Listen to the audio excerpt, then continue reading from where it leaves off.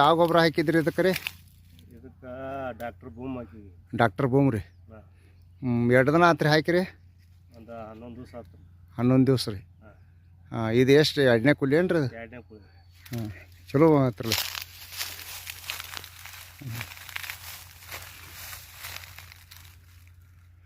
ಇದೆಲ್ಲ ನಿಮ್ಮದ ರೀ ಕಬ್ಬು ರೀ ಅದು?